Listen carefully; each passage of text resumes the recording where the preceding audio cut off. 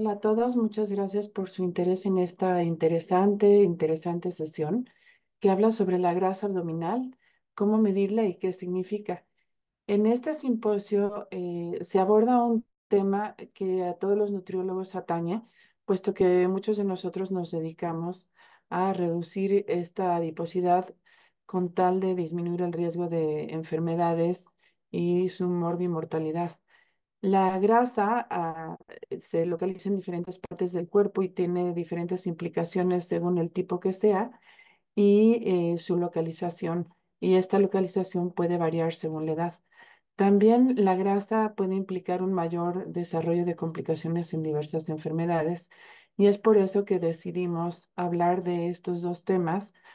Uno que es la grasa intraabdominal, su relación con problemas metabólicos por la doctora Norma Ramos Ibáñez y posteriormente cómo la composición corporal afecta el pronóstico en enfermedades hemato-oncológicas como un caso particular y desde luego que se puede extrapolar a muchas otras enfermedades. Entonces, tengo el gusto de presentar a la doctora Norma Ramos en esta primera conferencia y Aranza nos va a leer su semblanza. Muchas gracias.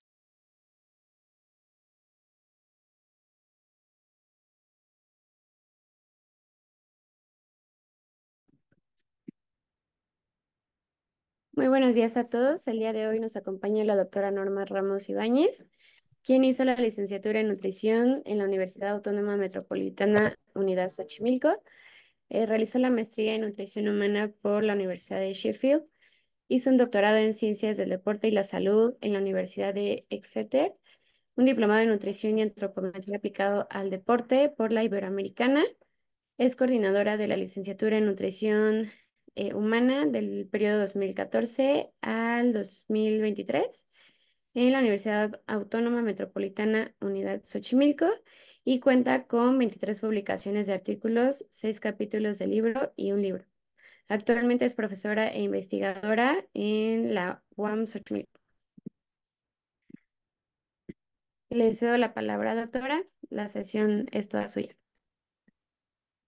El tema que yo abordaré en esta charla es sobre grasa intraabdominal y su relación con problemas metabólicos. Los temas que abordaré serán los compartimentos de la grasa corporal, cómo se clasifica, los métodos directos e indirectos para medir la grasa intraabdominal en específico, las ventajas y limitaciones que tiene, las características de este tipo de grasa y su relación con problemas metabólicos y los resultados de algunos estudios que hemos realizado en niños, adolescentes y adultos para evaluar la grasa intraabdominal. Entonces, de acuerdo a donde se localiza o se acumula la grasa, pues se va a clasificar en subcutánea, visceral, intramuscular e intermuscular.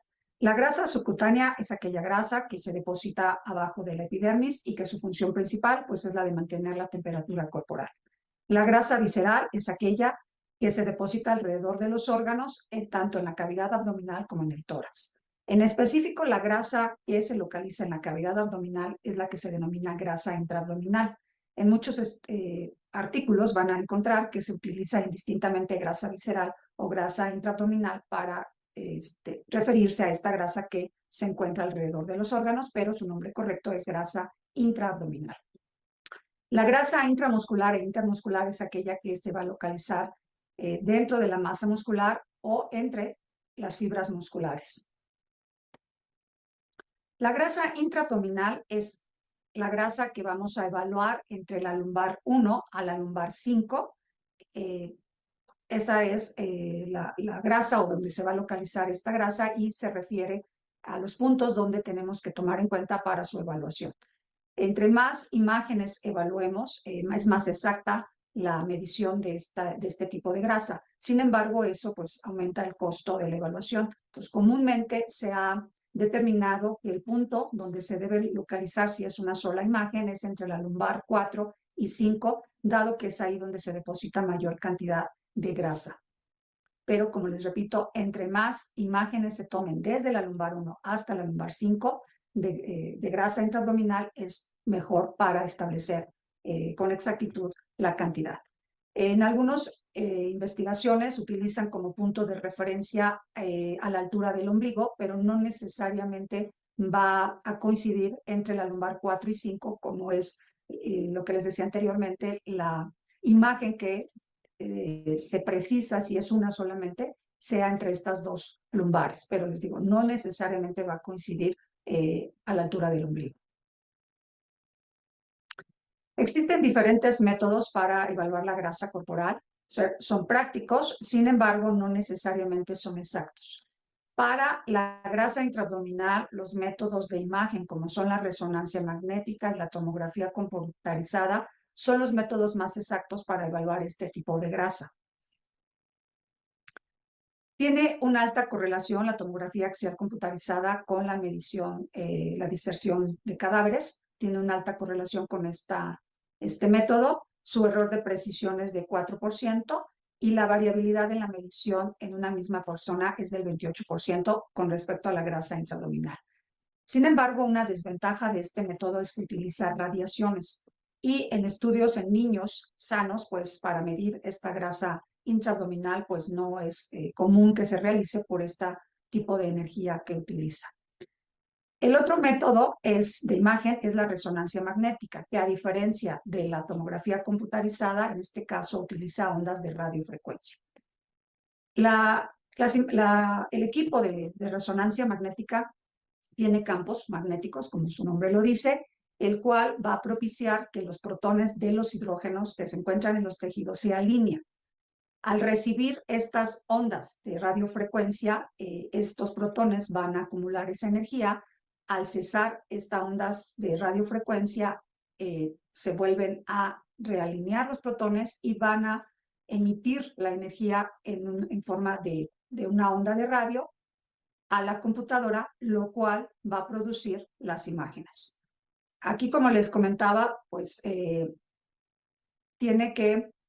se relaciona con la alineación de protones de los hidrógenos. Entonces, tejidos que contienen más cantidad de hidrógenos va a ser posible su evaluación, como en el caso del tejido graso, y en específico la grasa intraabdominal. Esta imagen corresponde al equipo de resonancia magnética que se encuentra en la unidad de Iztapalapa y donde hemos realizado algunas evaluaciones de grasa intraabdominal en escolares y adolescentes. Este equipo no causa molestia. Para hacer esta medición de la grasa intraabdominal, pues la persona tiene que estar dentro de unos 30 a 45 minutos. Para algunas personas esto puede causarles claustrofobia o sentirse incómodos por estar tanto tiempo dentro. Pues se les pone algunos audífonos para que ellos, mientras estén escuchando música, mientras permanecen en este túnel, pero pues sí puede ser para algunos incómodo estar tanto tiempo dentro. Personas que tienen algún objeto metálico como implantes o cuerpos metálicos en los ojos o tengan un marcapaso o implantes metálicos en los oídos, pues no es conveniente, dado que, pues como les decía, pues eso atrae puede ser atraído por los campos magnéticos. Entonces no es oportuno o recomendable hacérselos. También en algunas ocasiones, cuando llegan a tener un piercing en el ombligo, por ejemplo, puede obstaculizar que la imagen no salga tan nítida o no salga completa, ¿no? Y con ello, pues, marcar un error en la evaluación, ¿no? Que se marque menos cantidad de grasa intraabdominal. Las imágenes que ustedes están observando son las que se obtienen con la resonancia magnética o la tomografía computarizada de grasa intraabdominal. Esta corresponde a una imagen que se ubica pues, entre la L4 y L5. Es de dos mujeres adolescentes. Esta es de una mujer que tiene un peso normal y esta que tiene una obesidad.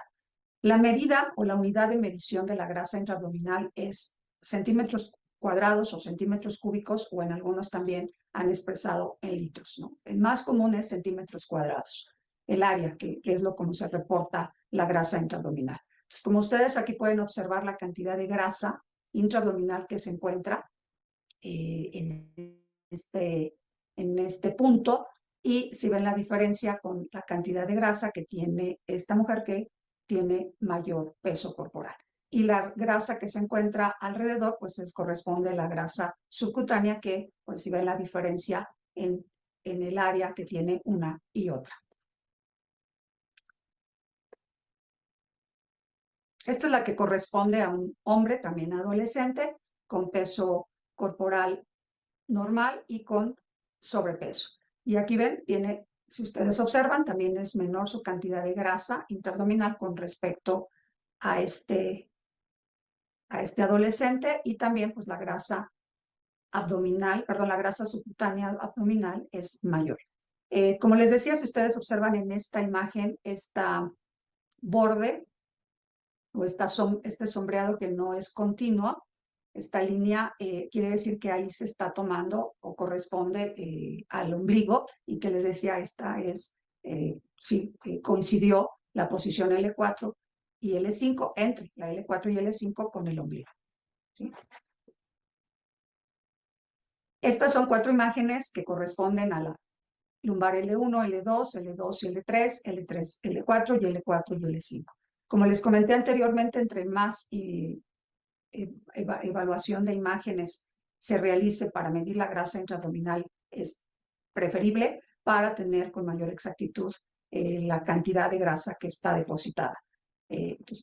Pero bueno, pues comúnmente utilizan más esta posición entre la L4 y L5, pero si ustedes observan aquí las diferencias que se van observando de grasa intraabdominal en cada uno de los puntos. Aquí se muestra cómo se va haciendo la segmentación de esta grasa. Una vez que se ha tomado la imagen, se tiene que hacer está delineado para ir estableciendo qué cantidad de grasa tiene. Para esto, bueno, lo hace un técnico que ya está estandarizado para que pueda hacer un delineado pues, lo más exacto posible. En otros, bueno, ya se han ido automatizando esta segmentación para evitar el error humano, pero todavía, bueno, no se ha tenido una técnica completamente válida. Se sigue haciendo por un técnico especializado, pero sí, la idea es que se vaya haciendo esta automatización de la segmentación para evitar ese error. Los factores que pueden alterar la medición de la grasa intraabdominal referente a la resonancia magnética son estos: el nivel de adiposidad que tenga la persona. En este caso, si ustedes vieron la grasa intraabdominal que tenía un hombre y una mujer con peso normal comparado con aquellos que tienen sobrepeso y obesidad, pues el nivel de adiposidad es menor en los primeros. Entonces también eso puede confundir, no se ve con tanta claridad, entonces puede haber ahí un sesgo en la evaluación y dar mediciones aún más bajas, ¿no? A diferencia con estas imágenes donde es muy clara la grasa intraabdominal, el color blanco resalta más que en aquellos que tienen menos grasa corporal. Los movimientos peristálticos también pueden interferir en que las imágenes no sean claras, por eso es que se tarda ese tiempo para evitar que estos movimientos obstaculicen o impidan que se tenga imágenes más nítidas. Los bordes irregulares y difusos, cuando se hace este delineado, como vimos anteriormente, puede propiciar que se dé un volumen parcial, porque no es muy claro este delineado, entonces esto puede hacer la diferencia en la medición. También aquí lo que les decía anteriormente, las diferencias en la medición entre un técnico y otro puede tener ahí un sesgo en la evaluación, puede que alguno de ellos esté dando una evaluación mayor que otro, entonces por lo tanto pues sí se tiene que estandarizar y tiene que ser de preferencia un solo técnico el que evalúe las imágenes para evitar ese error. Las irregularidades en el campo magnético que pueda tener el equipo, que también puede afectar la intensidad de la señal y la imagen del tejido. Sin embargo, les digo, pues los equipos de imagen son los estándares de oro para medir la grasa intraabdominal.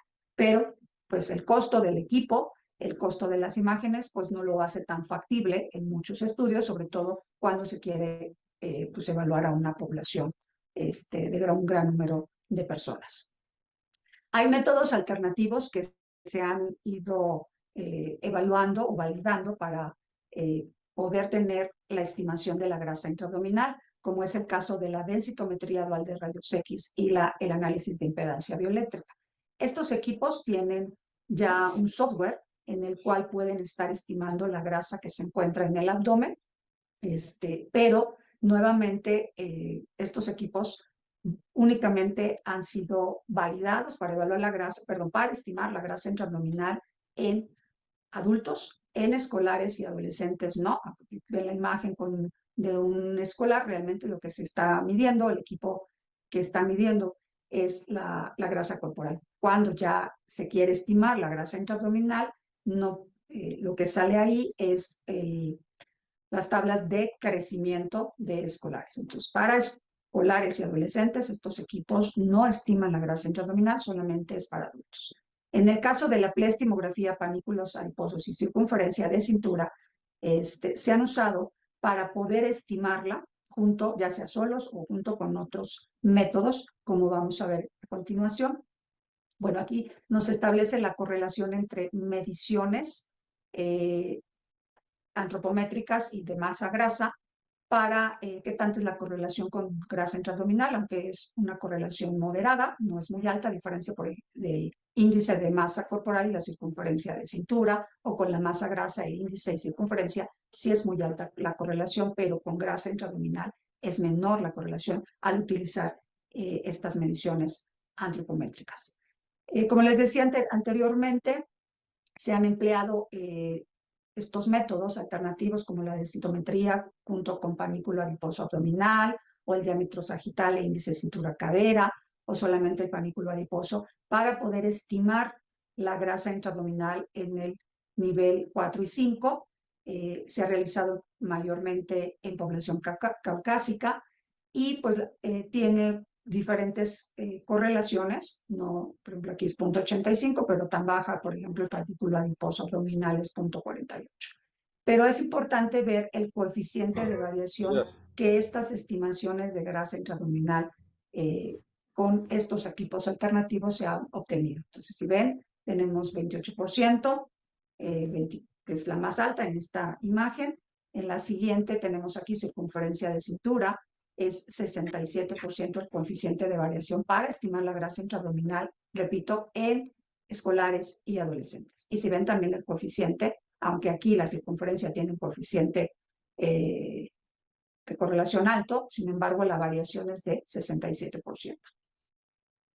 Entonces, en escolares y adolescentes no hay un método alternativo para evaluar la grasa intraabdominal y sigue siendo la resonancia magnética y la tomografía computarizada los métodos estándar de oro para medirla.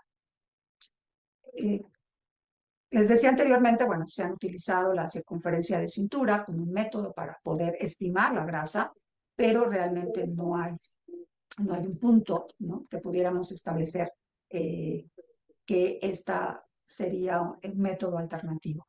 Entonces, estos valores percentilares que se han desarrollado nos indica que en el percentil 75 hay que tener cuidado, en el percentil 90 ya es un riesgo a desarrollar problemas metabólicos, pero les repito, no es para estimar la grasa intraabdominal, es para valorar el posible riesgo a problemas metabólicos en población escolar y adolescente.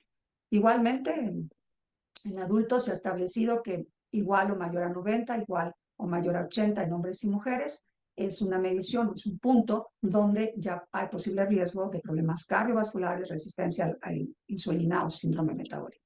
Como ustedes saben, bueno, estos valores de circunferencia de cintura han ido variando, pero que hoy, bueno, están en igual o mayor a 90 en hombres, igual o mayor a 80 en mujeres. En esta tabla se muestran pues los valores de grasa intraabdominal que se han reportado en diferentes edades. Si ustedes observan, aunque nos marque un promedio, tanto en hombres como mujeres, si observan, la mujer presenta, sobre todo en etapa adolescente, mayor cantidad de grasa con respecto a los hombres en grasa intraabdominal. Entre los 11 y 13 años se observa un importante aumento de grasa en hombres, también en mujeres, pero es menor la proporción de esa ganancia de grasa. Pero algo que llama la atención es pues, la amplitud que hay entre el valor mínimo y máximo que se ha encontrado en esos grupos de edad. Aquí, por ejemplo, va desde 7 a 102, cuando el promedio nos los marca en 31. Lo mismo a los 11 años, de 6 a 58, cuando el promedio es 17.8. Y las mujeres de 15 a 50, cuando el promedio es 24.8. Entonces, ustedes observan en cada grupo de edad, y tanto en hombres y mujeres, es muy amplio el rango que podemos encontrar de grasa intraabdominal. En la grasa subcutánea, vemos aquí que en la edad de 11 años y también 13, la mujer también va a tener mayor cantidad de grasa subcutánea. Y en la etapa adulta, el hombre va a presentar mayor grasa intraabdominal con respecto a las mujeres, pero las mujeres van a tener mayor grasa subcutánea, ¿no? En general, podemos ver este aumento en los diferentes grupos de edad, que la mujer siempre va a tener mayor grasa subcutánea abdominal, y en adultos es más el hombre que va a tener mayor cantidad de grasa intraabdominal. Pero repito, sí es importante ver el amplio rango de grasa que podemos encontrar en una población. ¿Qué factores pueden propiciar este aumento de grasa intraabdominal? El aumento o disminución de la secreción de hormonas sexuales, que están ligadas en la etapa adolescente, que puede ser que aumente, sea un factor que cause este aumento de la grasa intraabdominal, a diferencia en la etapa mayor de 50 años, donde se ve que ya en la etapa de la menopausia, las mujeres van a ganar mayor grasa intraabdominal, que puede estar relacionado con la disminución en la secreción de hormonas sexuales. Es decir, a la edad, el peso corporal también está ligado. Entre mayor se gane peso, vamos a tener mayor grasa intraabdominal, como lo vimos en las imágenes anteriores.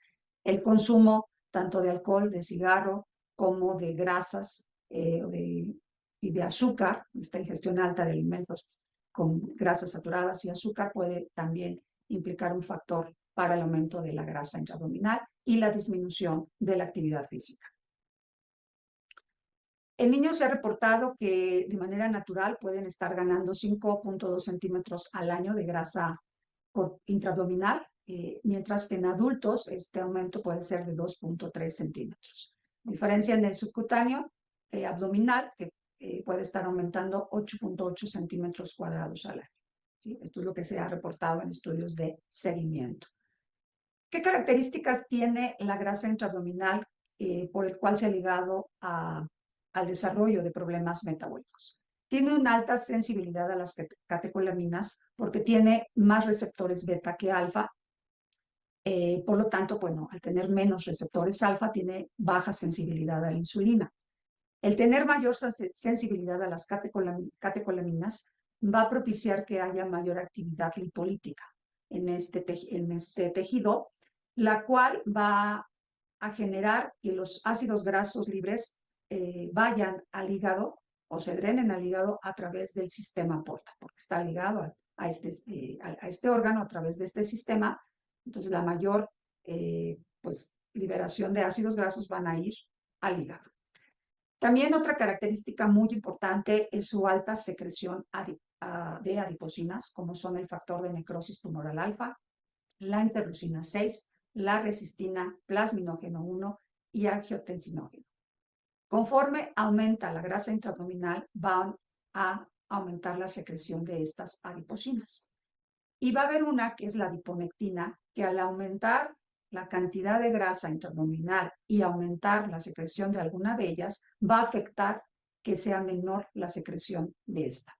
Que esta adiponectina es una adiposina que pues evita estos problemas, ¿no? Pero al tener menor secreción, pues va a favorecer que se presenten también problemas metabólicos. O sea, la combinación menor secreción de esta y mayor, pues es un punto para el desarrollo de problemas metabólicos.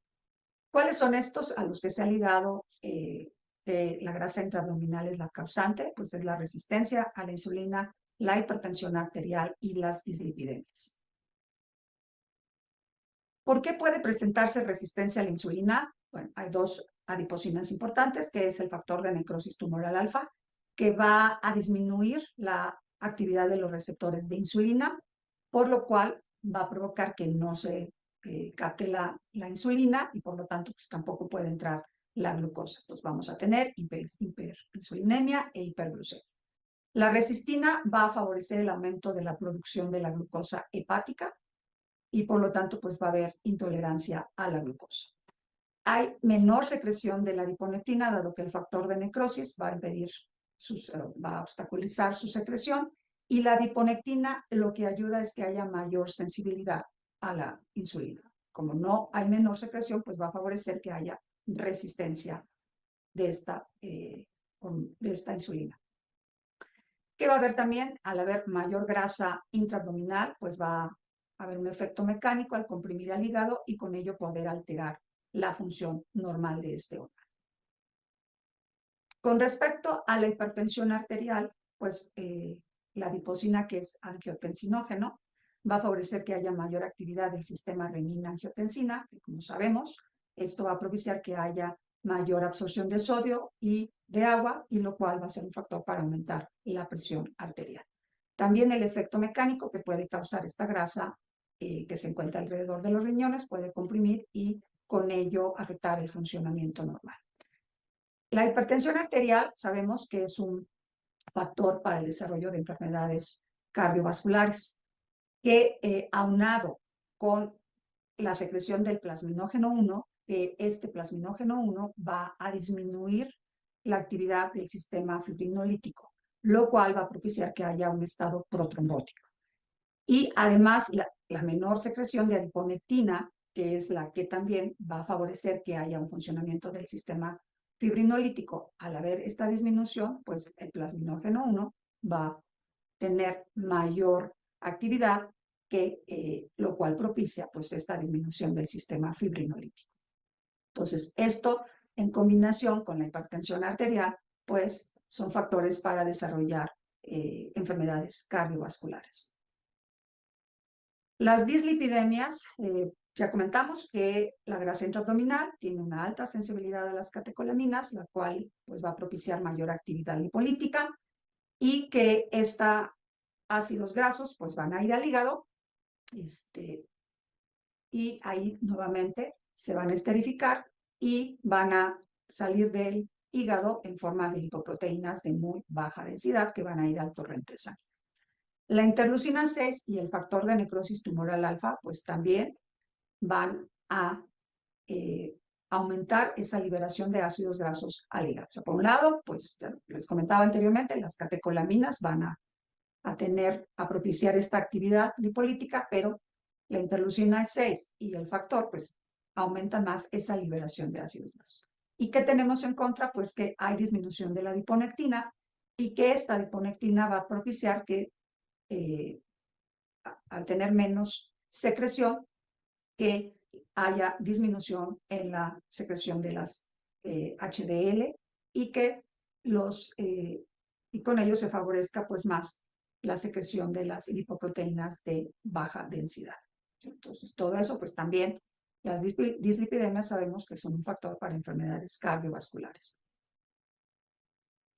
¿Cuál es la cantidad normal, saludable o de menor riesgo de grasa intraabdominal? No podemos establecer por el momento cuál es esa cantidad. En algunos estudios han marcado como 100 centímetros cuadrados. En adultos puede ya tener un problema, un posible riesgo a desarrollar problemas metabólicos, pero no podemos marcar que este punto sea para todos los grupos étnicos. Por lo tanto, bueno, se sigue en estudio cuál sería esta cantidad de grasa intraabdominal que consideramos saludable o de menor riesgo. Se ha establecido en algunos estudios que 130 centímetros cuadrados produce intolerancia a la glucosa, otros en los que se ha medido ha evaluado la grasa en cadáveres, han visto que más de 358 gramos disminuye el tamaño de las LDL, lo cual es más propicio a problemas cardiovasculares, que 1 centímetro cuadrado al año que aumenta de grasa intraabdominal, aumenta en 5% el nivel de insulina.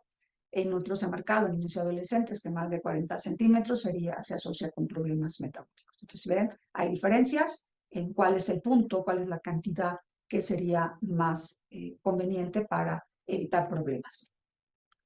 En esta imagen ustedes ven que conforme aumenta la grasa intraabdominal, se aumentan los factores de riesgo cardiovascular. Y si ustedes observan, pues más de 30 centímetros cuadrados, riesgo de presentarlas es mayor, ¿no? Y que cuando es, a diferencia de cuando la grasa es menor. Estos valores de referencia fueron publicados en el 2021 para escolares y adolescentes, que nos indica por percentiles y desviaciones estándar cuál es el valor de grasa intraabdominal que podría ser evaluado en escolares y adolescentes. Digamos que es una de las primeras tablas de grasa intraabdominal que se publican para escolares y adolescentes. Y claro está, fueron desarrolladas con población caucásica. Y también aquí una gran diferencia que se tiene es que la grasa intraabdominal fue evaluada entre la lumbar 2 y 3, no como comúnmente se ha recomendado, que es entre la 4 y 5. Entonces, sí habría que ver si estos valores podrían ser aplicados o podrían utilizarse para evaluar la grasa intraabdominal, por ejemplo, en población mexicana, ¿no? Pero les decía, es una primera referencia de grasa intraabdominal. Digo, también en este artículo ustedes pueden encontrar los valores de referencia de la grasa subcutánea abdominal. Igual está en desviación estándar y percentiles. Igual nos podemos, tomando en cuenta, ver si a partir de 2 desviaciones estándar se consideraría un riesgo, o a partir del percentil 95, ¿no? Es un riesgo para escolares y adolescentes de presentar algún problema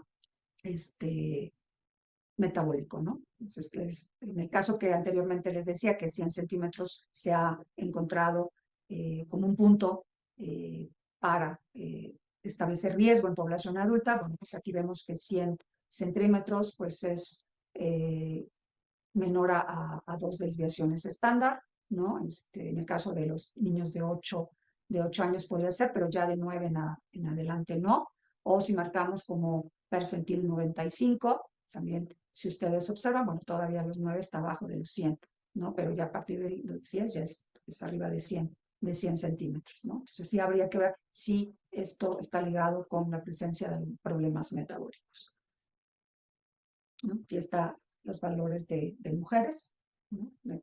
Tanto de hombres como de mujeres en este caso, ¿no? Y ver las diferencias que hay con respecto a las adolescentes y escolares mexicanos. Nosotros hemos realizado algunos estudios en los que hemos valorado la grasa intraabdominal en trabajadores de la UAM, que la medición de la grasa, de esta grasa intraabdominal, fue con un equipo de impedancia bioeléctrica, en específico con el InBody 720. Se evaluaron indicadores bioquímicos y 2 adipocinas, que fue la adiponectina y el factor de necrosis tumoral alfa, para ver cómo se asociaba y con problemas metabólicos. Aquí en esta tabla ustedes pueden ver que hubo diferencias, ¿no? Los hombres tuvieron mayor grasa intraabdominal que las mujeres, que esto es similar a los datos que se han encontrado en otros estudios, aunque esto no fue significativo, ¿no? Sí hay una diferencia. En cambio, el porcentaje de grasa corporal, sí vemos que fue significativo la diferencia entre hombres y mujeres, lo mismo que la circunferencia de cintura. Aquí el hombre tuvo mayor circunferencia, pero la mujer tuvo más grasa corporal e intraabdominal. Con respecto a los análisis bioquímicos, pues vimos también que hubo diferencias, ¿no? Los hombres tuvieron mayor valores o concentración de triglicéridos con respecto a la mujer. Las lipoproteínas de baja densidad también fueron más altas en hombres, las de alta densidad fueron mayor en mujeres, y la creatinina fue menor en las mujeres. Con respecto a la adiponectina y el factor de necrosis, hubo diferencias en la adiponectina. El hombre tuvo mayor secreción que las mujeres. En el factor de necrosis, aunque no hubo diferencias significativas, el hombre tuvo mayor secreción, o mayores, perdón, concentración de estas adipocinas. La correlación que hubo de grasa intraabdominal con indicadores de adiposidad con el índice de masa corporal, porcentaje de grasa y circunferencia de cintura variaron en ambos sexos. La mayor correlación fue con circunferencia de cintura en hombres, y en las mujeres la mayor correlación de grasa intraabdominal fue con el índice de masa corporal. ¿Sí? O sea, sí hay diferencias importantes. Y la menor de todas las correlaciones fue con porcentaje de grasa en mujeres, ¿no? En mujeres se encontró de punto 56.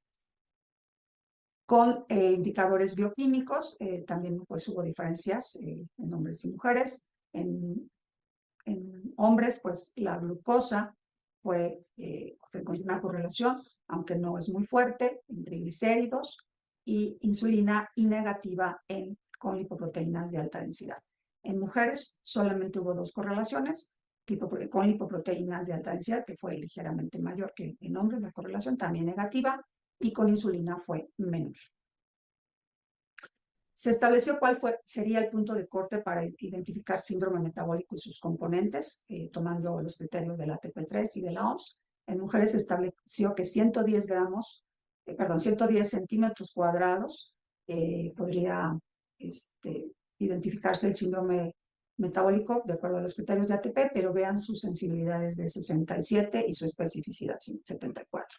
En los hombres se estableció en 117, pero vean, es mayor la sensibilidad, aunque es ligeramente la especificidad es menor comparada con las mujeres. Con el criterio de la OMS se marcó que el punto era 101 para identificar síndrome metabólico, la sensibilidad es 85, que es mayor, ¿sí?, que este punto, pero es menor la especificidad. En hombres fue 126, que fue mayor para identificar síndrome metabólico con el ATP3, pero la sensibilidad fue menor comparada con esta y la especificidad fue mayor. Sí, también se determinó con circunferencia y con índice de masa corporal, y vean también, pues las sensibilidad y las especificidades también variaron. Por ejemplo, aquí encontramos que en mujeres la circunferencia de cintura tuvo mayor sensibilidad que en hombres, ¿no? Bueno, en el caso de la OMS hubo mayor sensibilidad. Pero las especificidades son menores aún que la grasa intraabdominal en mujeres. En hombres sí se mantiene un poco más alta.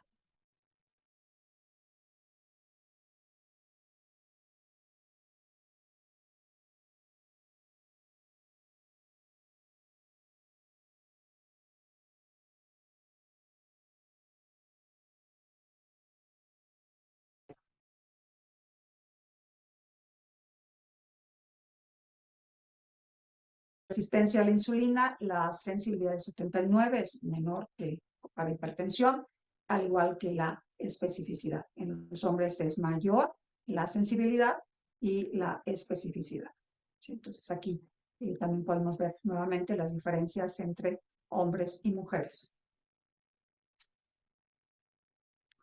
En otro estudio que se realizó para evaluar grasa intraabdominal en escolares de la Ciudad de México, aquí sí se evaluó la grasa intraabdominal con resonancia magnética y se evaluó en 4 puntos, entre la L1, L2, L2, L3, L3, L4 y L4, L5, ¿sí?, que son la grasa intraabdominal total. Entonces aquí ustedes pueden observar la cantidad de grasa que se obtuvo tanto en un punto, que es la L4 y L5, tanto la intraabdominal como subcutánea, y la total. En lo que pueden ver es que los hombres presentaron mayor grasa que las mujeres. Presentaron menor grasa las mujeres, tanto en L4 y L5, como en la total, tanto en la intraabdominal como en la subcutánea. Pero las diferencias no fueron significativas. Se estableció la correlación de grasa intraabdominal tanto con componentes metabólicos de la grasa intraabdominal y de la grasa intraabdominal total. Y como ustedes observarán, aquí pues hubo significancia estadística con las lipoproteínas de alta densidad, con triglicéridos, con insulina, con OMA, mientras que en la total se mantuvo con triglicéridos, con insulina y con OMA. Si ven, son ligeramente mayores las correlaciones, ¿no? Pero la que sí no se tuvo la correlación es con las lipoproteínas de alta densidad. Se estableció el punto de corte también para identificar tres o más alteraciones metabólicas y se consideró que 32.4 centímetros cuadrados en L4 y L5 podría ser el punto, y 138.7 para grasa subcutánea abdominal, también en el mismo punto. Si observan ustedes, la sensibilidad es mayor de la grasa subcutánea para identificar tres o más alteraciones metabólicas. Es más alta, y la especificidad es ligeramente mayor para la grasa intraabdominal, ¿sí?, que para la grasa subcutánea, pero sí es mayor la sensibilidad en la grasa subcutánea abdominal. En otro estudio realizado en adolescentes, que todavía no han sido publicados los resultados, aquí se hizo una medición basal y a un año, y ustedes pueden observar aquí las diferencias importantes que se muestran. Aquí hubo una disminución de la grasa tanto en la L4, L5 como en la total, tanto en la intraabdominal como en la subcutánea. Hubo esta disminución de grasa, no hubo ganancia, en cambio sí hubo disminución, pero nuevamente vean el rango tan amplio de grasa que podemos encontrar en la población. La disminución en hombres fue de mayor proporción con respecto a las mujeres. Observamos, es mayor la diferencia. Puede ser que pues los cambios que se están propiciando en estas edades de 12 a 13 años, puede ser que la acumulación de grasa sea mayor en otra parte, no necesariamente en el abdomen, y que por lo tanto se vea como esa ligera disminución o esta disminución de grasa, tanto subcutánea como intraabdominal. Sí, pero sí es importante que nuevamente vemos esas grandes diferencias de valores entre grasa intraabdominal en hombres y mujeres a un año de diferencia. En esta tabla, pues se dividió la grasa intraabdominal y subcutánea abdominal en terciles, porque como les decía, pues no hay un punto todavía para establecer posible riesgo metabólico que podamos generalizar en todos los grupos étnicos de la población escolar y adolescente. Entonces se dividió en terciles los valores de grasa intraabdominal total y L4 y L5 para poder establecer que al cambio a un año, de cambiar de un tercil a otro en un año, podría tener un posible riesgo, ¿no? Entonces se observó que principalmente cambiar del tercil, de un tercil en grasa total, tanto subcutánea como intraabdominal, puede presentar mayor riesgo. Entonces se observó que cambiar del tercil 1 al tercil 3 puede propiciar o es mayor el riesgo de presentar resistencia a la insulina. Este riesgo es de 2.46. Cambiar del tercil 1 al tercil 2, el riesgo de presentar hipertrigliceridemia fue de 5.28, o sea, es muy alto. El cambiar también del tercil 1 al tercil 2, el riesgo de presentar baja concentración de HDL fue de 1.96.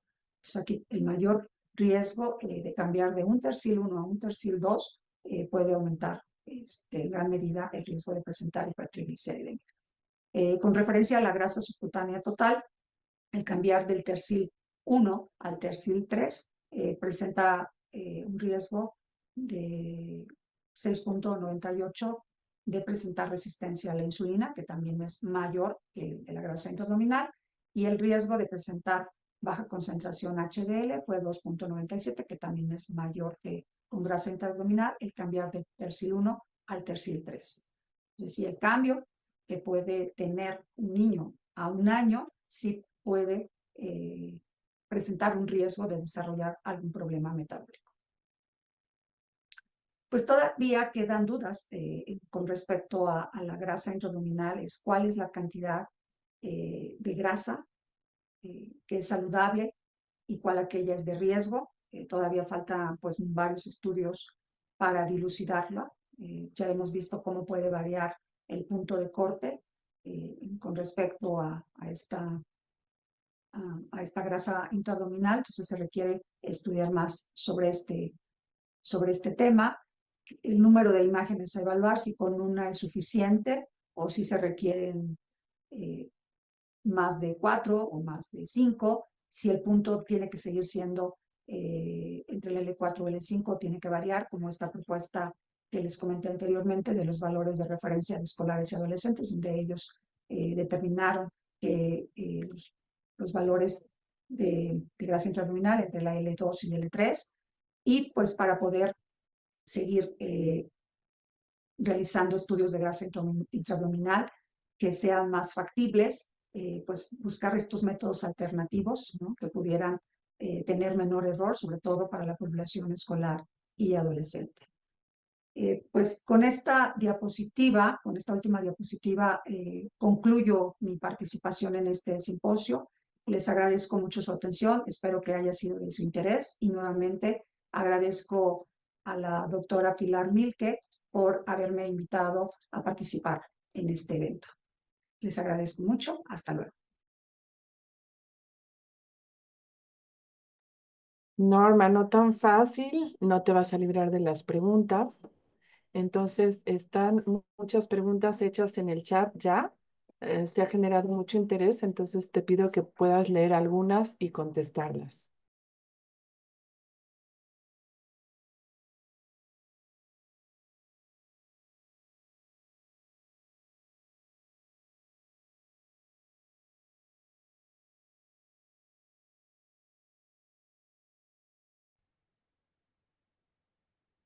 Gracias por las preguntas que me están haciendo llegar a través del chat. Una de ellas dice, ¿existe alguna técnica de imagen de gabinete donde se diferencie la grasa parda y la blanca o solo con biopsia? No existe un método de gabinete alternativo a la biopsia que podamos con ello establecer esta diferencia entre grasa parda y blanca. En los métodos de imagen, sí, como es la tomografía por emisión de positrones, esa sí nos permite hacer esta diferencia de grasa parda y blanca, y que de hecho se puede evaluar esta grasa parda en la parte superior del cuerpo, en las regiones supraclavicular y del cuello, en las paravertebrales y en la zona suprarrenal, para poder evaluar esta grasa parda. Pero en otros indicadores antropométricos no nos hacen la diferencia, como tal son indicadores de adiposidad, pero no nos hace la diferencia entre grasa blanca y parda. Otra pregunta que nos hacen es, ¿hay una distribución de grasa por razas? Sí se ha considerado que la población hispana tiene más grasa en la parte del abdomen en comparación a la población caucásica y la población afroamericana. Entonces, por eso la importancia de establecer puntos de corte para decir esta grasa sería saludable o esta grasa ya tiene mayor riesgo a problemas metabólicos. Entonces, por eso la importancia de seguir haciendo estudios donde se establezca con exactitud estos valores que nos puedan precisar, o nos podamos evaluar con mayor precisión el riesgo metabólico. ¿Sí? Entonces, por eso les decía, no hay, y sobre todo también para grasa intraabdominal, pues no se ha especificado un punto de corte para población latina, y como les decía, pues para población mexicana se han estado haciendo estudios, aunque como les comenté anteriormente, lo que se ha establecido como 100 centímetros cuadrados, pero los estudios se han enfocado más en población asiática, ¿no? Que también ellos tienen menor grasa intraabdominal en comparación a la población latina, ¿no? O menor cantidad de grasa en el abdomen. Otra pregunta que nos hacen es si el grosor del cuello pudiera ser un indicador de adiposidad. Sí, efectivamente, la circunferencia de cuello se ha usado como un indicador para establecer riesgo metabólico, que puede ser una medición fácil de realizar. No tiene, digamos, el sesgo de la alimentación o de los alimentos que hayan consumido previamente, a diferencia, por ejemplo, la circunferencia de cintura. No se requiere que la persona se desprenda de alguna ropa, que a veces cuando se toma la circunferencia de cintura puede ser invasivo, entonces para ello puede servir, pero nuevamente sí se requiere hacer estudios para precisar cuál sería el punto de corte que nos pueda evaluar posible riesgo metabólico, ya sea de dislipidemias, de resistencia a la insulina, ¿no? Y pues establecerlo también por diferentes edades. Ha habido más estudios en población adulta que en escolares y adolescentes, ¿no? Entonces todavía ahí requerimos de hacer más estudios, pero les repito, es un indicador para establecer riesgo metabólico que puede ser muy útil en la parte, en la consulta, ¿no? En la consulta puede ser un indicador más fácil de tomar, pero les repito, pues también hay que establecer qué puntos de corte serían los más óptimos para poder establecer un riesgo de algún problema metabólico. Entonces, les agradezco nuevamente sus preguntas y la atención a esta plática. Gracias, hasta luego.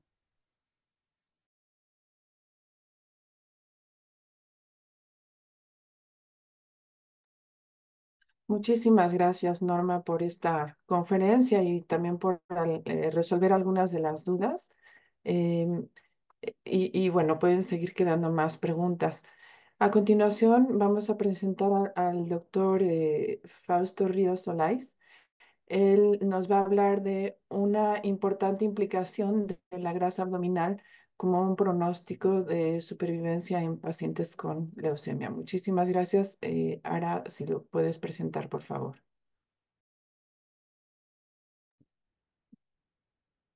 Sí, el día de hoy nos acompaña el doctor Fausto Alfredo Ríos Olais, quien em, realizó la especialidad en medicina general en la Universidad Autónoma de Sinaloa. También su especialidad en Medicina Internacional de Ciencias Médicas y Nutrición, Salvador Subirán. Es miembro residente de American Society of Hematology. Realizó líneas de investigación en leucemia y leucemia linfoblástica aguda. Cuenta con 3 publicaciones de artículos y actualmente es residente del primer año de hematología en el Instituto Nacional de Ciencias Médicas y Nutrición, Salvador Subirán. Les doy la palabra, doctor.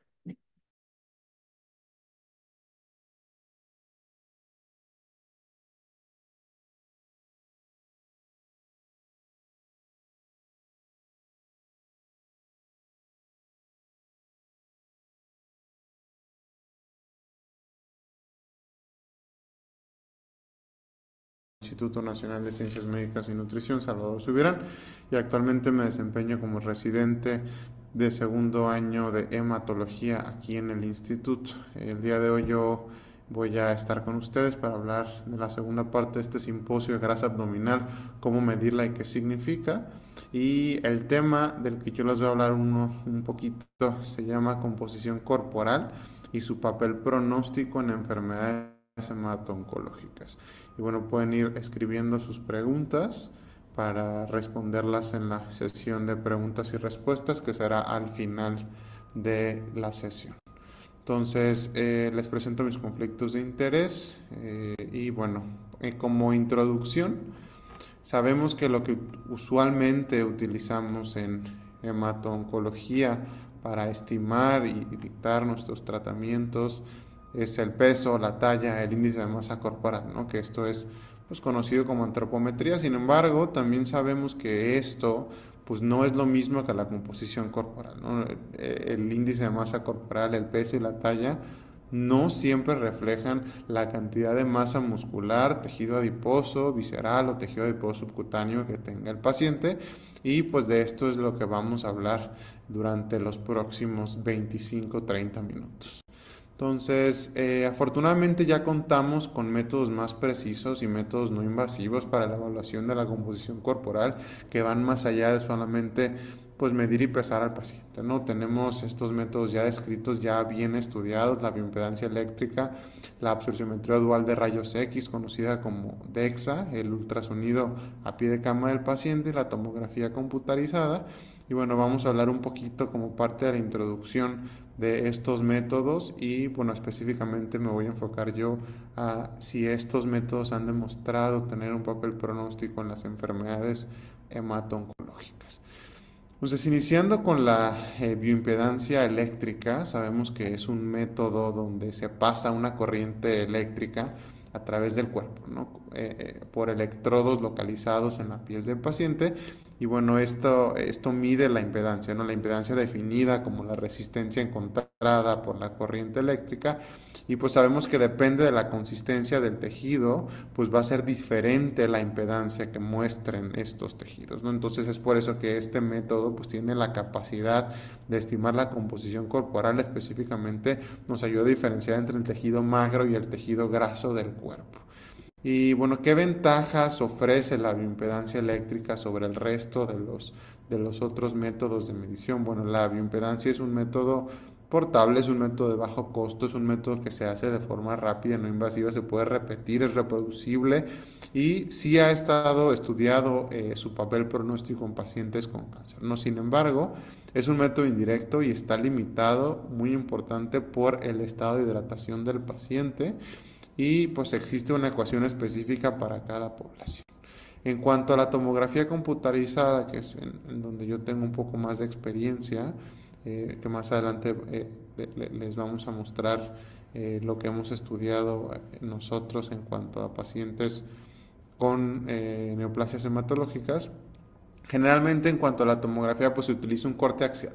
Generalmente este corte axial se mide a nivel de L3, sin embargo hay otros métodos validados, ¿no? A nivel de T12, a nivel de L4, también a nivel de distintos músculos, ¿no? Como el músculo pectoral, o incluso se han mencionado métodos como la medición de la grasa epicárdica del corazón, ¿no? Entonces, sí es un método muy estudiado en hematooncología. ¿Por qué? Porque la mayoría de los pacientes con enfermedades malignas pues tendrán una tomografía al momento del diagnóstico. Entonces, por ello que pues se ha buscado pues cuál es el significado pronóstico de la composición corporal en este método, que la mayoría de los pacientes con este tipo de enfermedades pues tienen a su diagnóstico. Y bueno, afortunadamente este método nos permite estimar la composición corporal calculando áreas y calculando índices, ¿no? A la derecha pueden ver en una imagen pues cómo se da la segmentación, ¿no? En azul podemos ver el tejido adiposo subcutáneo, en rojo podemos ver el tejido muscular y en amarillo podemos ver el tejido adiposo visceral. Entonces pues es un método muy gráfico y muy útil para estimar la composición corporal. Y bueno, ya hay puntos validados en cuanto a unidades Hounsfield, lo cual nos ayuda pues a que sea un poco más fácil, y softwares dedicados a pues la segmentación de este tipo de estructuras. Y pues aquí les muestro los puntos de corte que se utilizan para la estimación de estas áreas. Y pues ¿cuáles son las ventajas, ¿no? La ventaja es que ya hay puntos de corte validados específicamente para baja masa muscular, ¿no? No así para tejido adiposo, lo cual sí nos encontramos pues con un problema, ¿no? Pero sí para baja masa muscular hay consensos en cuanto a caquexia asociada a cáncer, donde ya te definen puntos de corte establecidos de índice de tejido muscular para definir baja masa muscular. Sin embargo, pues aquí pongo un asterisco debido a que estos puntos de corte desgraciadamente pues no incluyeron o no están validados en nuestra población mexicana, que puede o no tener una diferente composición corporal. Es un método, como ustedes vieron en la imagen, preciso, es un método de alta resolución, y que además, ahorita la imagen que les que les mostraba de una forma pues segmentada, también hay estudios donde evalúan de forma cualitativa, ¿no? Qué tanto el músculo está infiltrado por grasa, ¿no? Y esto también se ha asociado con pues, pronóstico adverso en diferentes enfermedades y en diferentes neoplasias. Por lo tanto, es un método que además de cuantificar, pues puede ser también cualitativo en cuanto a la masa muscular. Y sí es el método más estudiado en pacientes con enfermedades malignas, lo cual pues sí nos da una ventaja en cuanto a que está muy estudiado, ha sido reproducido y ha sido pues validado en distintas enfermedades malignas. Y prácticamente a pesar, por ejemplo, no está disponible la bioimpedancia en todos los centros, ni tampoco el resto de los métodos, pues un tomógrafo es prácticamente un estudio diagnóstico necesario en cualquier centro que atiende pacientes con cáncer, no así los otros métodos, por lo cual es un método que está disponible en prácticamente cualquier lugar que trate ese tipo de pacientes, ¿no? Como desventajas, definitivamente no es un método portable que te expone a radiación y puede generar altos costos al paciente. Sin embargo, insisto, son estudios que el paciente ya necesita en cuanto a su abordaje diagnóstico terapéutico. Entonces es por ello que nos hemos valido de este método para estudiar esto de la composición corporal en pacientes con cáncer. Y pues sí, no requiere software y requiere personal calificado para pues, apoyarnos con la segmentación de la composición corporal de este grupo de pacientes.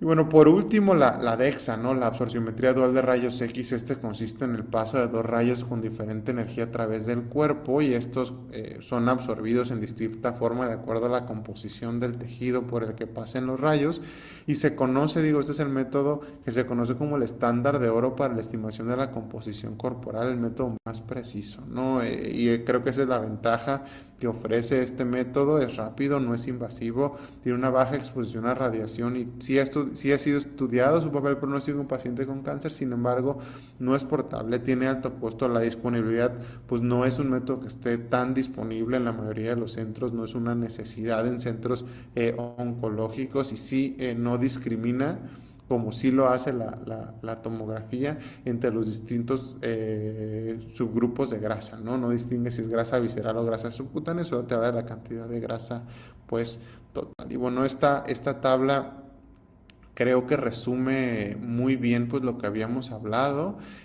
Podemos ver, pues, las características de estos estudios, ¿no? La población estudiada, si hay contraindicaciones, el costo, el perfil de seguridad, qué tan reproducible es y qué tan seguro. Y podemos ver que pues, la tomografía nos ofrece un muy buen rendimiento en cuanto a estas características de perfil de seguridad, reproducibilidad y precisión. Y como les comento, pues es el estudio que ha sido más validado pues en pacientes con cáncer, entonces pues sí es el que más estudios tiene y más reproducible es. Entonces yo les voy a hablar un poco sobre específicamente el papel de la composición corporal medida por tomografía, que es lo que hemos estudiado nosotros aquí en el instituto. Entonces ya habíamos platicado, pues es una imagen de una tomografía igual a nivel de L3, de la vértebra L3, se hace un corte axial y se calculan áreas en centímetros cuadrados primero, ¿no? Se calcula la área del tejido adiposo subcutáneo, que es esto que se ve en color amarillo, las áreas del tejido adiposo visceral, que es esto que se ve un poco más como amarillo fosforescente, y por último para el tejido muscular se toman pues todos estos músculos, ¿no? Se toman los músculos psoas, los músculos paraespinales y el cuadrado lumbar, y los músculos rectos abdominales y los oblicuos que conforman pues la pared abdominal.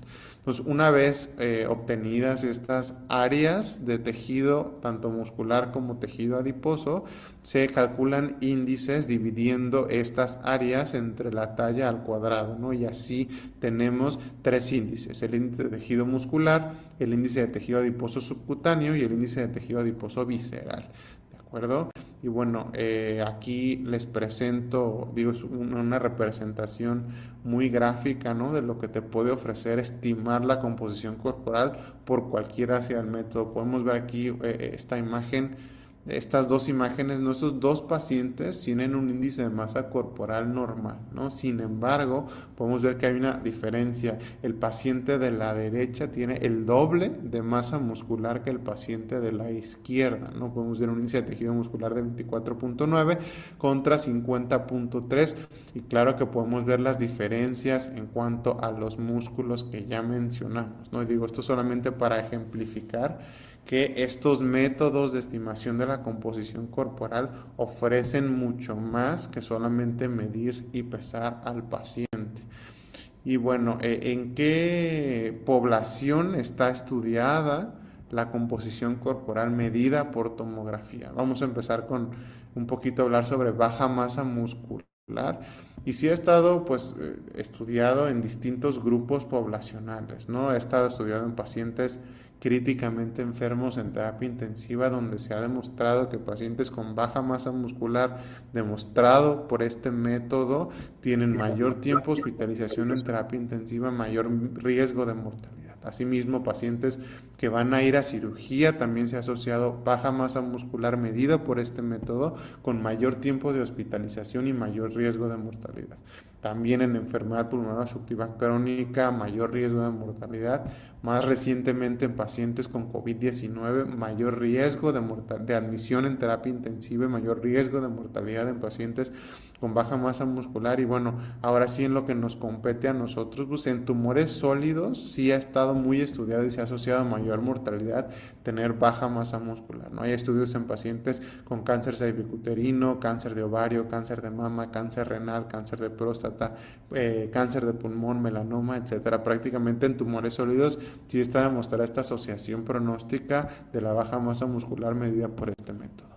En cuanto a tejido adiposo, los estudios son un poco más limitados, ¿no? Pero sí se ha visto varias observaciones, ¿no? Por ejemplo, pacientes críticamente enfermos en terapia intensiva, baja grasa se asoció a mayor riesgo de mortalidad. Asimismo, pacientes prequirúrgicos, la adipopenia o la baja grasa visceral y subcutánea se asociaron también a mayor riesgo de mortalidad. Asimismo, pacientes con COVID-19, aquí se ve un fenómeno opuesto, ¿no? Pacientes con aumento en la grasa visceral se asoció con aumento en las hospitalizaciones y aumento en el riesgo de ingreso a terapia intensiva. Y bueno, justo creo que lo importante es atacar por qué vemos esta información controversial, porque son poblaciones diferentes, ¿no? El paciente con COVID-19 lo conocemos, un paciente metabólicamente enfermo, y no así el resto de los otros pacientes que podemos observar, ¿no? Y bueno, en tumores sólidos también se ha visto en distintos grupos de distintas neoplasias que el incremento de la grasa visceral se asocia a mayor mortalidad.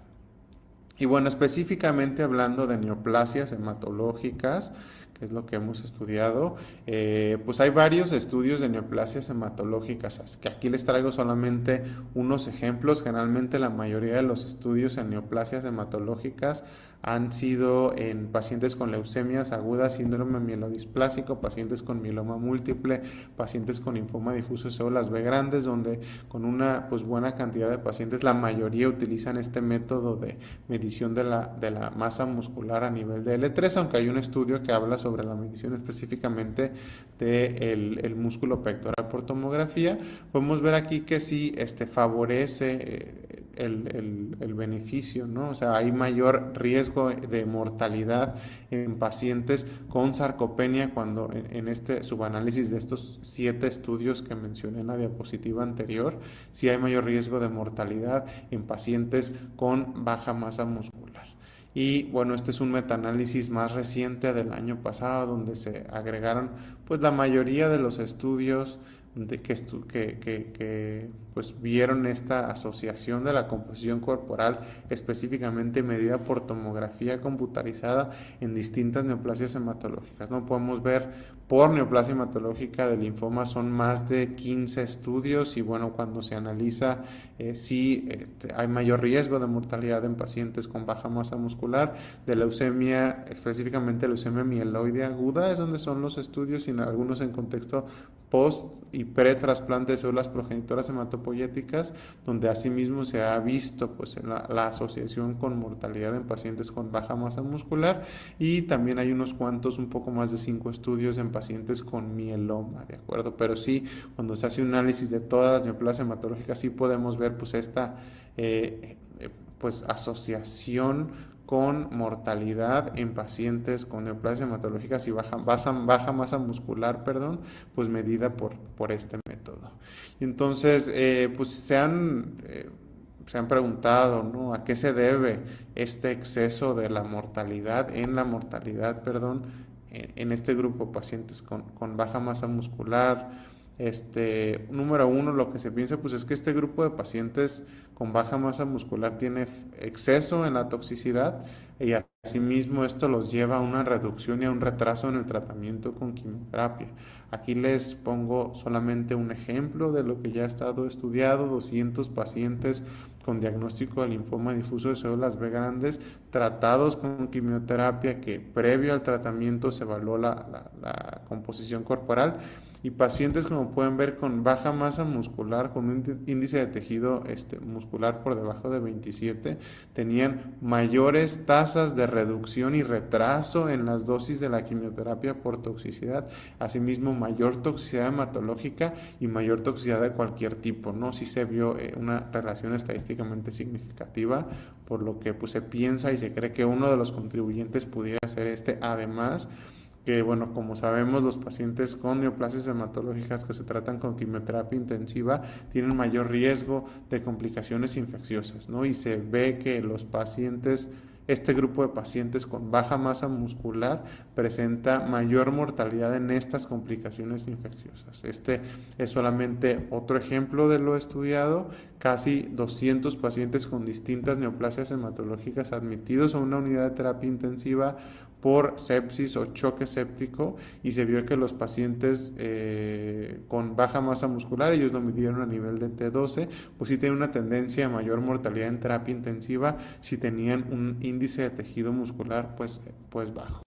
Entonces, en cuanto al tejido adiposo, los estudios sí son pues es menos frecuencia, ¿no? Podemos ver casi 27 estudios de masa muscular en el metaanálisis más reciente. De adiposidad sí es mucho menos. Siguen siendo el grupo de leucemia mieloide aguda, mieloma múltiple y linfoma difuso de células B grandes los pacientes más estudiados. La mayoría midieron tejido adiposo visceral o subcutáneo a nivel de L3. Un estudio nada más lo hizo a nivel de L4, y lo interesante es que la mayoría de los estudios en leucemia mieloide aguda, mieloma múltiple y linfoma, que bueno, aquí sí destaco que incluían generalmente a pacientes pues arriba de 50, 60 años, vieron que la adipopenia visceral tenía una tendencia a estar asociada con mayor mortalidad, ¿no? Quiere decir esto, el tener menos grasa visceral se asoció a mayor mortalidad, y asimismo la adipopenia subcutánea, aunque solamente fueron 2 estudios que lo evaluaron, sí se vio asociada con pues la mortalidad. Entonces, ¿qué podemos concluir en cuanto a la composición corporal medida por tomografía en pacientes con neoplasias hematológicas? Bueno, en cuanto a baja masa muscular, creo que la evidencia es un poco más sólida. Hay al menos 27 estudios que reportan asociaciones adversas de baja masa muscular medidas por tomografía y mortalidad. Y la mayoría de estos estudios utilizan los puntos de corte sugeridos por las guías para definir baja masa muscular, y creo que este es un punto a destacar, ¿no? Que tenemos puntos de corte ya establecidos y la mayoría de los estudios se apegan a esto. Sin embargo, en cuanto a adiposidad, en cuanto a tejido adiposo, no hay puntos de corte establecidos. Lo que hacen la mayoría de los estudios es hacer curvas ROC, o los que se encuentran por debajo de la mediana o por debajo de un cuartil se les considera con adipopenia, y pues sí son limitados, ¿no? Apenas vimos 8 estudios en el metaanálisis que les mostré con anterioridad, y la información pues sí es diversa, ¿no? En cuanto a tumores sólidos, se demuestra o se ha asociado que obesidad visceral se asocia a peores desenlaces. Sin embargo, neoplasias hematológicas, al menos en lo que revisamos de mieloma múltiple, linfoma difuso de células B grandes y leucemia mieloide aguda, es la adipopenia lo que se asocia a peores desenlaces. Y bueno, todos estos malos desenlaces explicados por lo que ya habíamos platicado, ¿no? Exceso en toxicidad, retraso en tratamiento, reducción de dosis del tratamiento y mayor mortalidad y mayores complicaciones infecciosas. Sin embargo, creo yo que esta diferencia en los resultados se debe a que son poblaciones distintas, ¿no? Generalmente los pacientes con mieloma múltiple, con leucemia mieloide aguda, de estos estudios son pacientes arriba de los 50, 60, 70 años, lo cual podría explicar por qué la adipopenia es un poco más frecuente en este grupo de pacientes de esta edad. Y bueno, para terminar estos últimos minutos ya de esta sesión, pues voy a hablar un poco de lo que estudiamos nosotros en el instituto, específicamente en leucemia linfoblástica aguda, que es un padecimiento que vemos de forma frecuente, ¿no? En cuanto a leucemia linfoblástica aguda, sabemos que es una enfermedad, una neoplasia hematológica maligna que es mucho más frecuente en la población pediátrica y en la población de adolescentes. Sin embargo, en nuestro país lo vemos mucho en adultos jóvenes, ¿no? Y bueno, en cuanto a los estudios más grandes de leucemia linfoblástica aguda y tratamiento, podemos ver en este primer estudio, en esta curva que tienen a la derecha, que el desenlace en cuanto a mortalidad, pues sí es peor en pacientes con obesidad, un IMC arriba de 40, que es en la curva verde, y obesidad y sobrepeso, ¿no? Podemos ver esta asociación clara con mortalidad. Asimismo, también se ha visto en otros estudios que hay mayor toxicidad metabólica en pacientes con obesidad y sobrepeso, con tasas de hiperglicemia y dislipidemia como consecuencia de estos tratamientos en el grupo de obesidad y sobrepeso. Entonces, ¿qué es lo que hicimos nosotros en cuanto a una corte de pacientes adultos con leucemia linfoblástica aguda? Entre 2014 y 2023 tomamos a los pacientes que tuvieron una tomografía al diagnóstico a nivel de L3, ¿no? Que fueron 90 pacientes, 55% de los diagnósticos de leucemia linfoblástica aguda nuevos en este periodo de tiempo. Y bueno, ¿por qué no todos tenían tomografía a este nivel? Porque no es parte del abordaje inicial para estos pacientes, ¿no? Solamente pues se tomó a los pacientes que tenían una indicación de realizar una tomografía por X o Y motivo. Y bueno, ¿qué es lo que hicimos? Medimos los índices de tejido muscular y medimos también los índices de tejido subcutáneo y tejido adiposo visceral. Entonces, ¿cómo definimos baja masa muscular? Baja masa muscular se definió de acuerdo al consenso de cachexia asociada a cáncer como un índice de tejido muscular por debajo de 55 en hombres y por debajo de 39 en mujeres. Sin embargo, como ya lo mencioné, al no haber puntos de corte establecidos en cuanto a tejido adiposo, se utilizaron curvas ROC para encontrar el mejor punto de corte para predecir mortalidad de estos índices de tejido adiposo subcutáneo y visceral. Entonces, es las características de la corte. Como les comentaba, son 90 pacientes. Y bueno, aquí lo único que me gustaría destacar es que la mayoría o la mediana de edad, o sea, es una población más joven que los otros estudios de neoplasias hematológicas, y esto pues se correlaciona mucho con los resultados que encontramos, que les mostraré más. Fue de 37 años. Entonces, sí, por eso explica un poco los resultados que encontramos, ¿no? Entonces, podemos ver que la mediana en índice de masa corporal fue de 26.23 y que desgraciadamente el 60% de nuestros pacientes se encontraban al menos categorizados como con sobrepeso u obesidad. Y bueno, rápidamente en cuanto al análisis de masa muscular, usando los puntos de corte ya establecidos por las guías, podemos ver que pues 3/4 partes de los pacientes se podían definir con masa muscular disminuida, ¿no? Y esto pues es muy importante porque es una población joven, ¿no? Y aquí creo que se ve muy bien este ejemplo gráfico a la izquierda, un paciente con masa muscular conservada, aquí el tejido muscular lo pusimos de color verde, y a la derecha un paciente con masa muscular disminuida, ¿no? Así podemos ver la diferencia tan importante. Y bueno, ¿qué encontramos en cuanto a supervivencia y baja masa muscular? Podemos ver que la mediana de supervivencia global en meses, pues sí fue prácticamente del doble en los pacientes con masa muscular conservada, 37 meses contra 17 meses. Sin embargo, no fue estadísticamente significativo, pero cuando analizamos específicamente el grupo de adolescentes y adultos jóvenes, que son los pacientes menores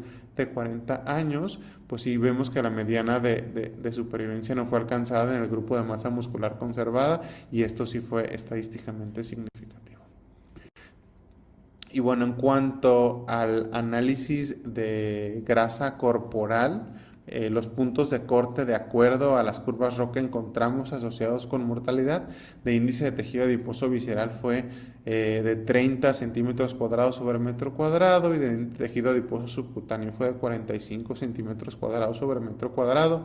Y como podemos ver, pues a la izquierda se ve pues claramente un ejemplo, una tomografía con exceso de tejido adiposo subcutáneo, y a la derecha pues con tejido adiposo subcutáneo, digamos así, conservado, ¿no? Y la verdad es que encontramos mucha mejor correlación de la adiposidad con mortalidad que la baja masa muscular, ¿no? Como podemos ver aquí, pues se ve claramente que la curva se hace una meseta. Esto es la supervivencia de acuerdo al tejido adiposo visceral.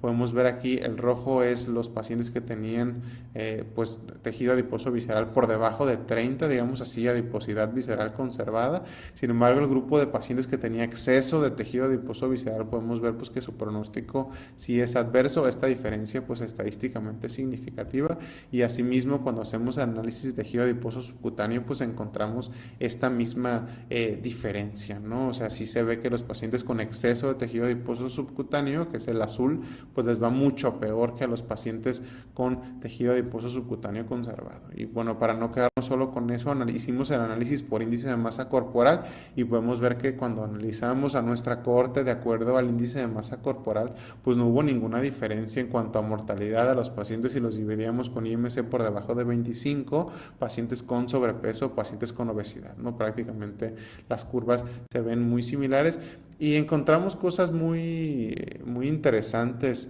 en cuanto a por qué explicábamos este exceso en mortalidad, ¿no? Por ejemplo, los pacientes con aumento en el tejido adiposo subcutáneo, que podemos ver aquí, desarrollaban con más frecuencia infecciones en inducción, y con más frecuencia ingresaban a terapia intensiva. Por eso, esto creo que explica fácilmente por qué el grupo de pacientes con más grasa subcutánea pues se morían más, y creo que esto lo explica, ¿no? Mayores infecciones y mayor ingreso a terapia intensiva.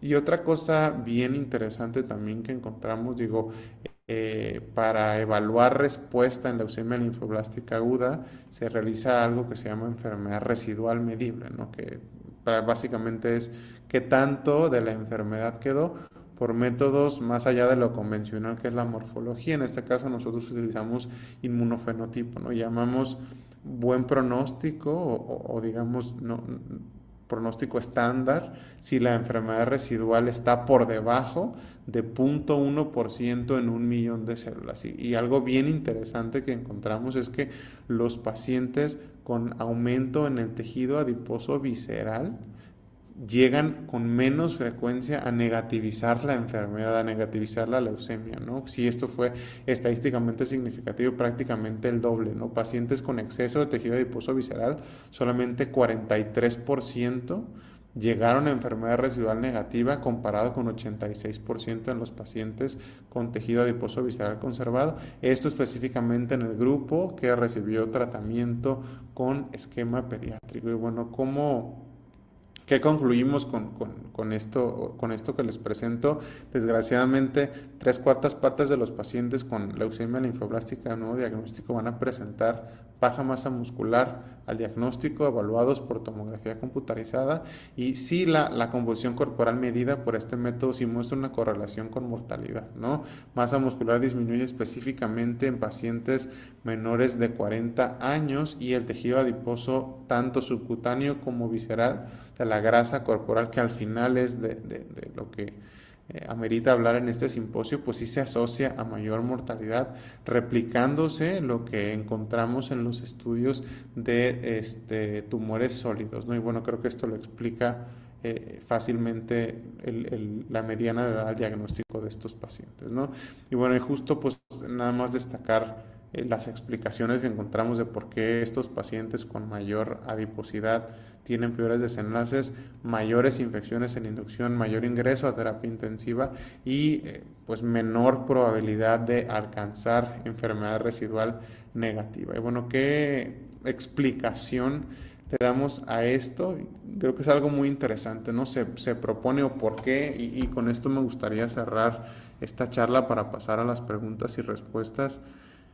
¿Por qué la adiposidad, la grasa abdominal, la grasa visceral nos puede, o sea, dar un peor pronóstico en estas enfermedades oncológicas? Además de lo que ya platicamos, pues se cree que el adipocito per se promueve un ambiente de quimioresistencia, ¿de acuerdo? Al producir adipocinas, citocinas proinflamatorias que hacen a la célula maligna resistente y le generan un ambiente resistente a quimioterapia, ¿no? Y esto ya fue hipotetizado en este estudio pequeño. Con este me gustaría cerrar, donde a 40 pacientes con leucemia linfoblástica aguda de nuevo diagnóstico les ponían a hacer una intervención de dieta y ejercicio durante el tratamiento de inducción con quimioterapia, ¿no? Y que encontraron que los pacientes que perdían grasa visceral tenían mayor probabilidad de tener enfermedad residual medible negativa, y esto lo explicaban, midieron ellos adipocinas y otras moléculas proinflamatorias que vieron que eran mucho menos frecuentes o menos elevadas en los pacientes que sí perdieron tejido adiposo visceral durante esta intervención, ¿no? Y esto se comparó con controles históricos. Y bueno, con esto me gustaría cerrar. Mis conclusiones: la composición corporal juega definitivamente un papel pronóstico en estas enfermedades hemato-oncológicas, y lo podemos estimar, lo podemos medir por distintos métodos, ¿no? Definitivamente el índice de masa corporal y antropometría han sido tradicionalmente utilizados, pero ya sabemos que podemos ir aún más con estos métodos que nos ayudan a realmente estimar tejido muscular, tejido adiposo subcutáneo, tejido adiposo visceral, y esto se ha visto asociado a mayor mortalidad, mayores complicaciones infecciosas, retraso y disminución en dosis de quimioterapia y quimioresistencia, ¿no? Y bueno, creo que este es un punto muy importante a tocar, debido a que en un país como el nuestro, con altas tasas de obesidad y sobrepeso reportados en el SANU 2018 de prácticamente un 75%, pues es importante diseñar estrategias enfocadas a mejorar el estado de nutrición en pacientes con este tipo de enfermedades malignas para poder mejorar pues su pronóstico. Y bueno, esto sería todo. Con esto cierro mi plática, y bueno, me gustaría escuchar su opinión, sus preguntas, y con gusto pues aquí estoy para responderlas. Muchas gracias.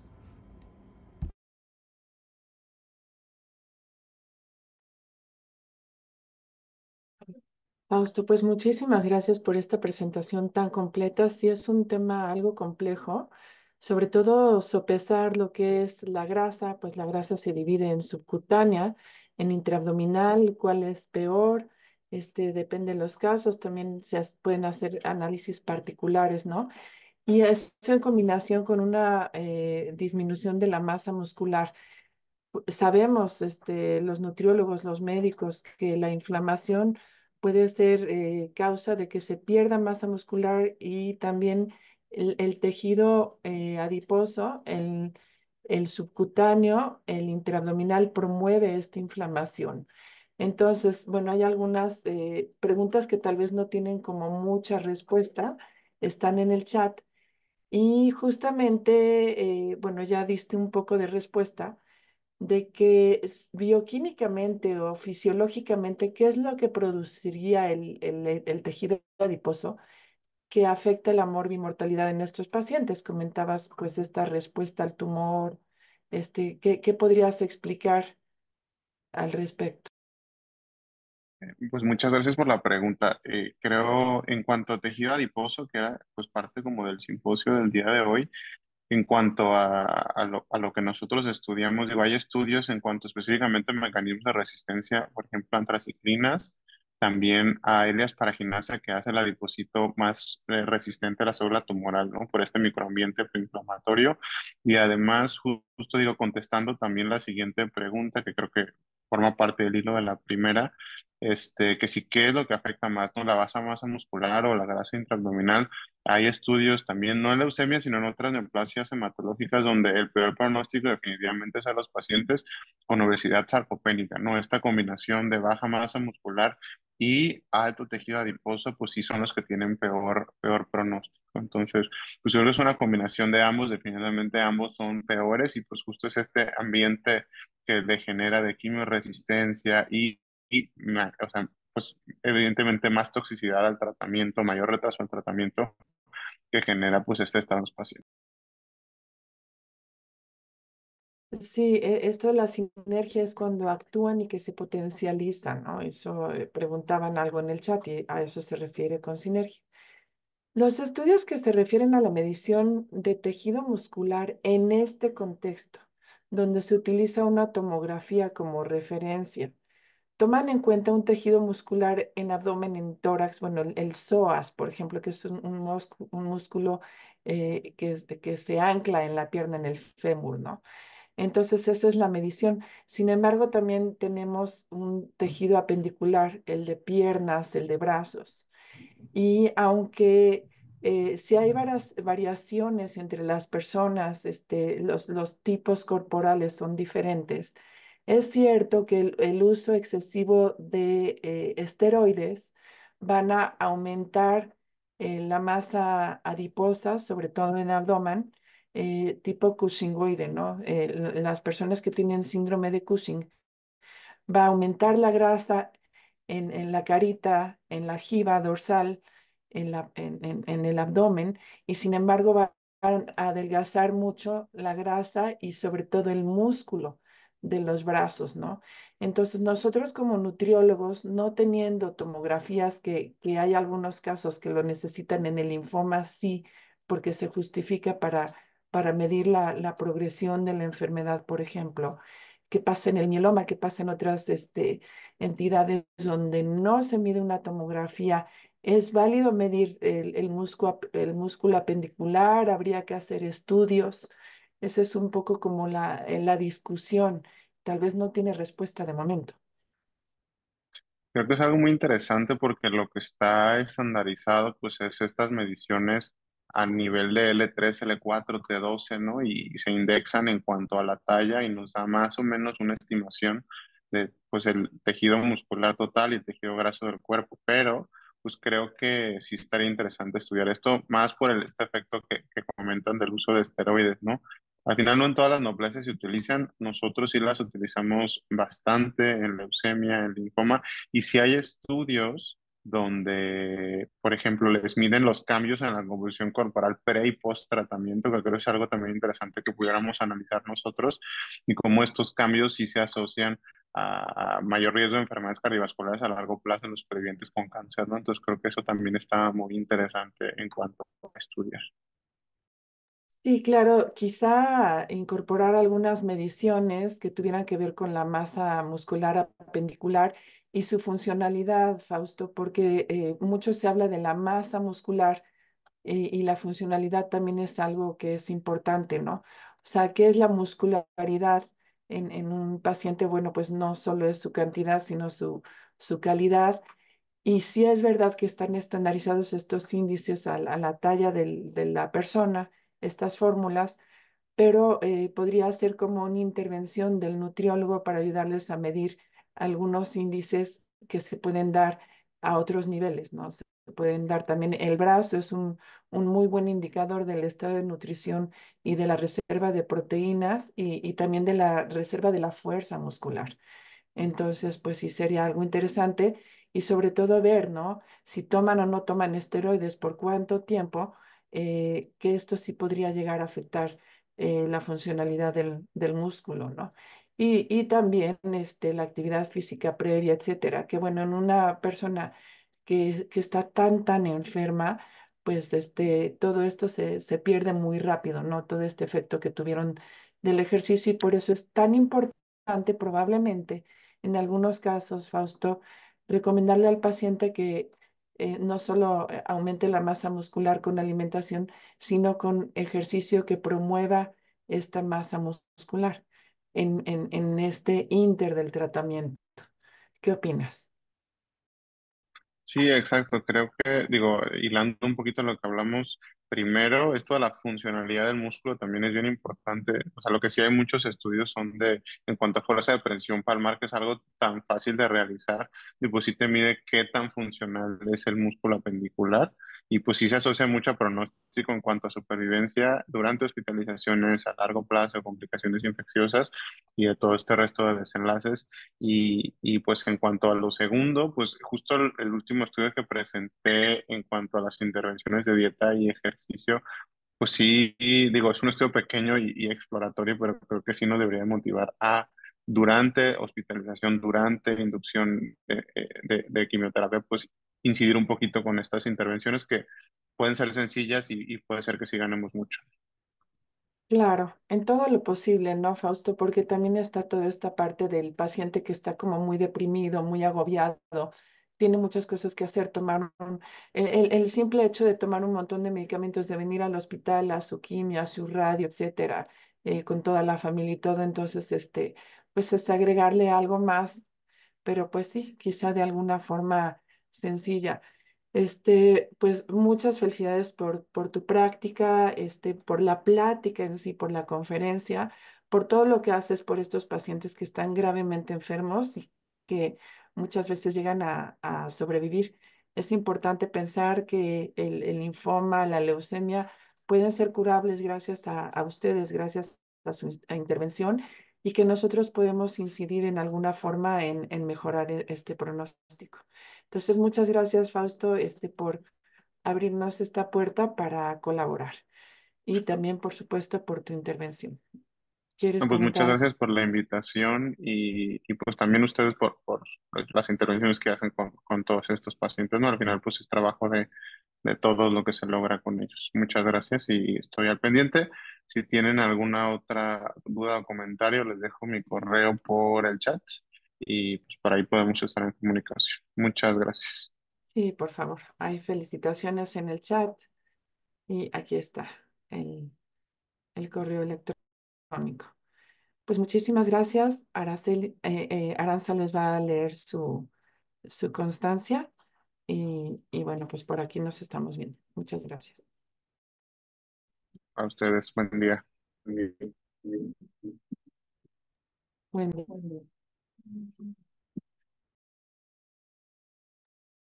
Las sesiones académicas de nutrición del Instituto Nacional de Ciencias Médicas y Nutrición Salvador Subirán otorgan en la presente constancia a la doctora Norma Ramos Ibáñez con el tema grasa intraabdominal, su relación con problemas metabólicos, y al doctor Fausto Alfredo Ríos Solais con el tema composición corporal y su papel pronóstico en enfermedades hemato-oncológicas.